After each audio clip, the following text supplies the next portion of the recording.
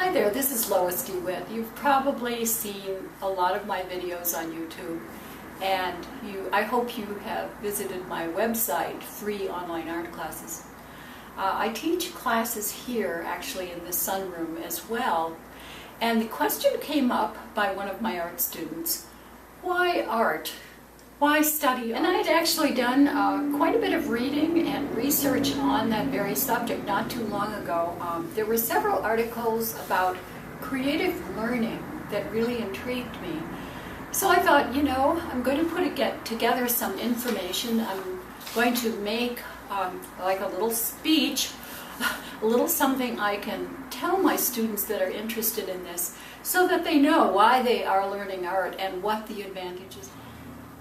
So, especially my older students that I have that are my age, and I'm 71, have discovered they actually think better having learned a painting or drawing skill. I have one student who is taking watercolor and said, since I've been taking the watercolor classes, I can actually find my glasses. And I find sometimes with my students that learning there's a bit of discomfort to learning because you're really treading on new ground, not going through the same routines and passageways that you usually do with thinking. And that discomfort is really important. It really has to be that way so that the person can learn the new skills. So if you find that you have a need for creating, you're really wanting to exercise that right hemisphere. Technically, we have both of these hemispheres, and you really need to work both of them together. The logical, defining, verbal part, and also the visualizing, imaginative, creative part, and together you employ the whole environment of your. So I say put the crossword aside and pick up a brush. It's going to be more of a challenge to do that because you have to delve down into your creative abilities and learn a brand new skill.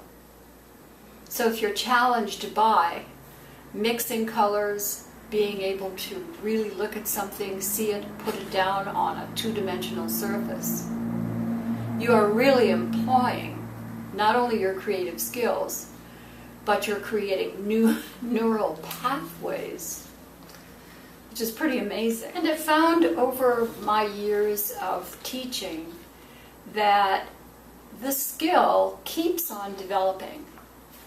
No one ever really reaches a point where they can say, well, I've learned that now and that's it. I'm done with that skill.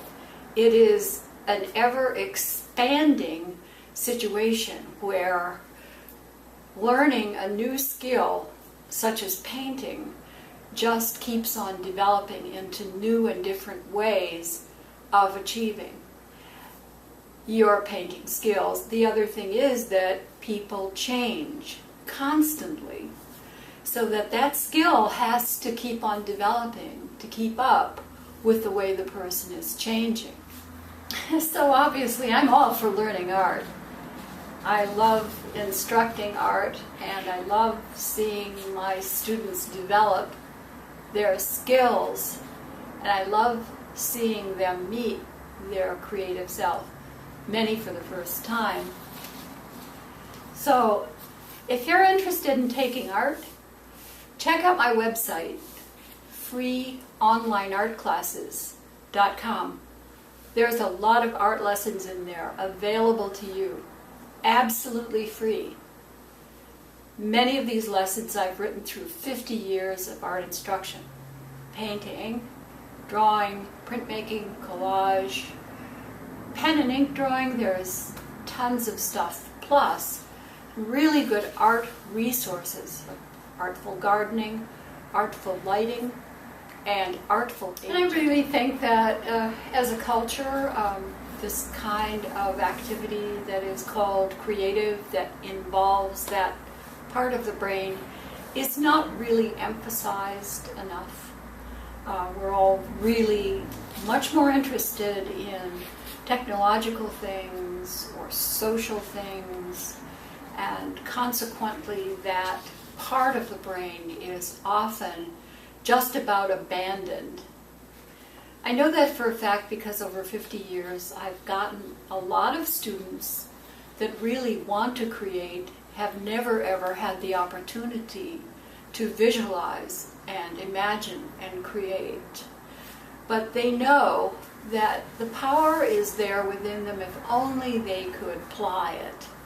So that's why I have been teaching art for as long as I have. What is entailed in learning painting or drawing is the physical skill, but also the demand that is required for creating, for imagining.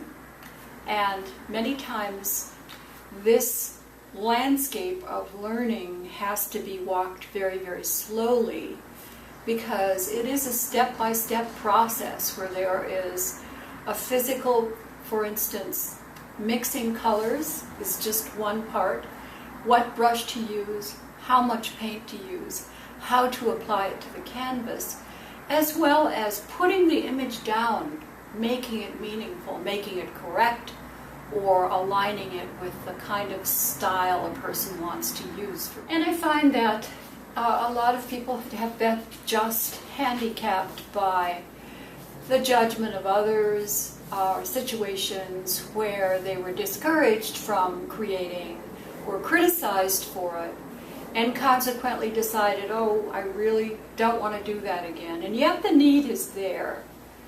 And so when they come into a class and they begin to develop the skills, they feel almost alleviated in a way, not without a bit of discomfort because it is a new learning process, but also there's this joy of seeing what they can do. The skill begins to develop, the artwork begins to take form, and it is really rewarding experience for them. So if you want to know more about art in general, or art and aging, check out my website, freeonlineartclasses.com. There's a button on the side that says Artful Aging, and that has tons of information in it about that subject. And check out my videos. Go to YouTube and just type in my name, Lois DeWitt. My 2 channels will come up, Palette and Palette channels. And there's lots of, well over 100 videos that I've made now on art demonstrations that link to my website.